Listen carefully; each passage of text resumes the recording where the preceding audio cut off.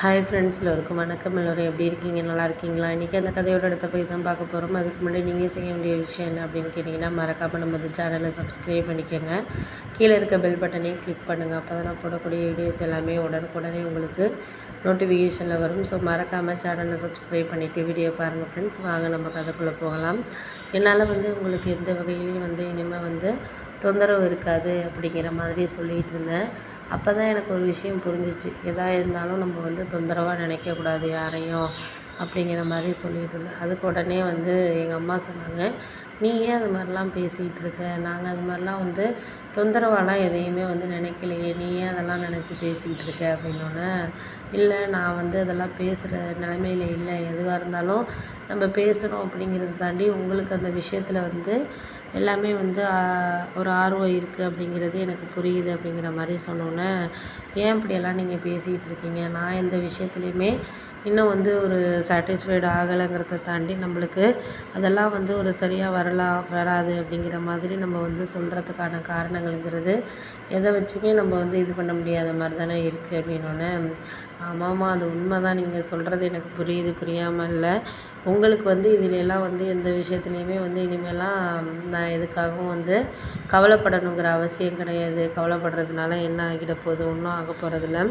ஒருத்தருக்கு ஒருத்தர் விஷயங்களை நம்ம ஒரு மனசார ஏற்றுக்கிறதுல தான் ஒரு சில விஷயங்கள் நம்மளுக்கு வாழ்க்கையில் இருக்குது. அதை தாண்டி நம்ம எதையும் போய் ஒன்றும் மாற்ற போகிறது கிடையாது அப்படிங்கிற மாதிரி சொன்னோன்னே, விடுங்க அதெல்லாம் பேசி என்ன ஆக போகுது? உங்களுக்கு இதில் எந்த ஒரு இதுலேயுமே நம்ம பேசணுங்கிற அவசியம் கிடையாது.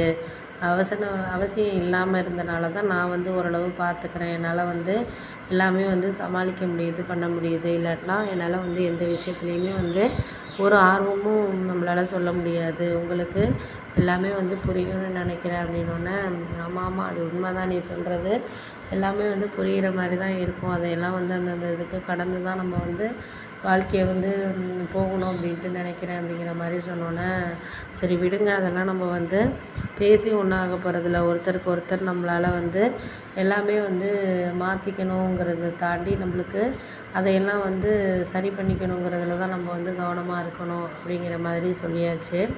அப்போ தான் நான் சொன்னேன், இது மாதிரி நீங்கள் இதெல்லாம் ஒரு இதாக குழப்பமாக எடுத்துக்காதீங்க. உங்களுக்கு எல்லாரையும் நம்ம இப்போ மாற்ற முடியாது. மாற்ற முடிகிறத தான் மாற்றலாம். எல்லா விஷயங்களையும் நம்ம மாற்றிக்கிட்டு இருக்க முடியாது. நீங்கள் அதையே இது பண்ணாமல் எதாக இருந்தாலும் கொஞ்சம் நம்பிக்கையாக இது பண்ண வேண்டிய அவசியம் நம்ம கையில் தான் இருக்குது அப்படிங்கிற மாதிரி சொன்னோன்னே, ஆமாம்மா அதெல்லாம் நீங்கள் சொல்கிறதெல்லாம் எனக்கு புரியுதுப்பா.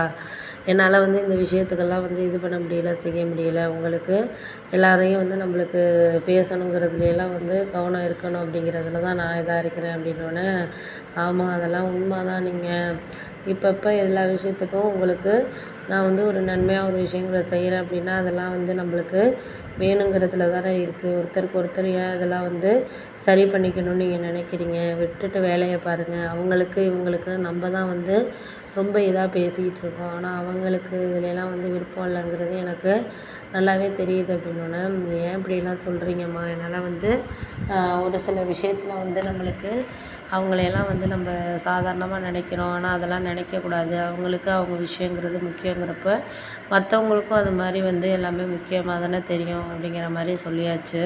சரி விட்டுட்டு வேலையை பாருங்கப்பா. நம்ம எதுவும் பேச வேண்டிய அவசியங்கிறது இல்லை. பேசுகிறனால என்ன ஆகிட போகுது? ஒரு விஷயமும் யூஸாக இருக்கிறது கிடையாது. ஒருத்தருக்கு ஒருத்தர் நல்ல விஷயங்களும் இருக்குது. அதை சார்ந்த விஷயங்களில் அவங்களுக்கு சார்ந்த மாதிரியான விஷயங்களையும் இது பண்ணிக்கிறதுக்கான காரணம்